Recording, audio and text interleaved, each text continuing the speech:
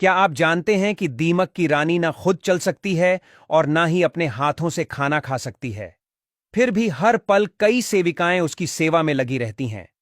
खाना खिलाने से लेकर उसकी हर छोटी बड़ी जरूरत पूरी करती है। लेकिन एक दिन रानी दीमक एक ऐसी चौंका देने वाली गलती कर बैठती है जिसके कारण वही सेविकाएं उसे भूखा रखकर तड़प तड़प कर मरने के लिए छोड़ देती हैं। तो चलिए जानते हैं कि रानी दीमक ऐसी कौन सी गलती करती है जिसका परिणाम उसकी मौत होता है। दरअसल दीमक की रानी ऐसी जीव है जिसके दम पर दीमक की पूरी कॉलोनी चलती है और वह पूरी कॉलोनी की मां होती है। ये रानी दीमक के लिए एक अलग से राउंड शेप में एक कमरा होता है। दिखने में यह रानी 2 इंच लंबी, मोटी और भद्दी होती है और उसका मुंह इतना छोटा होता है कि दूर से दिखाई भी नहीं देता। दूसरी ओर दीमक का राजा कद में रानी से छोटा होता है और वो आमतौर पर रानी की आसपास ही रहता है। साथ ही रानी की आसपास उसकी सेविका होती है जो रानी का पूरा ध्यान रखती है, जैसे कि खाना खिलाना, मालिश करना, अंडे साफ करना।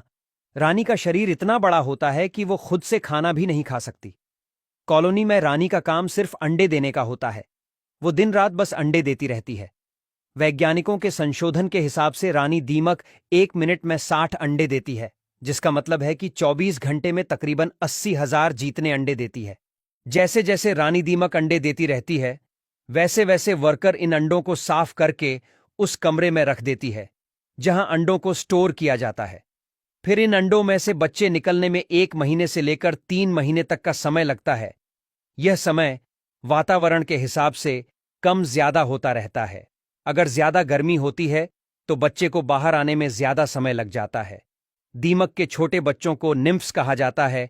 ये बच्चे दिखने में एडल्ट दीमक जैसे ही होते हैं, लेकिन कद में उनसे छोटे और नाजुक होते हैं। मजे की बात यह है कि शुरू में सभी निम्फ्स के शरीर एक जैसे ही होते हैं, लेकिन बाद में उसकी खुराक के हिसाब से वह वर्कर, सैनिक, राजा या रानी दीमक बनते हैं।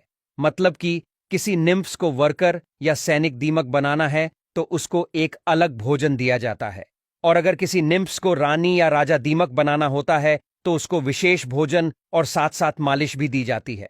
आमतौर पर अगर रानी दीमक बीमार हो जाती है या ठीक तरह से अंडे नहीं देती, तब सेविकाएं इस स्थिति को समझती हैं और तुरंत हरकत में आ जाती हैं।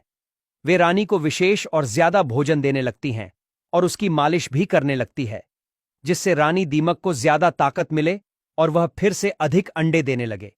लेकिन अगर रानी दीमक पूरी तरह से अंडे देना बंद कर देती है तो सेविकाएं उसको खाना देना बंद कर देती है और उसे भूख से तड़पकर मरने के लिए छोड़ देती है। क्योंकि रानी दीमक अंडे नहीं देती तो रानी उसके किसी काम की नहीं रहती। फिर कॉलोनी में से एक और तंदुरुस्त दीमक को चुनकर उसको विशेष भोजन देने लगते हैं, जिससे वह रानी बने और अंडे देने की प्रक्रिया फिर से शुरू हो सके।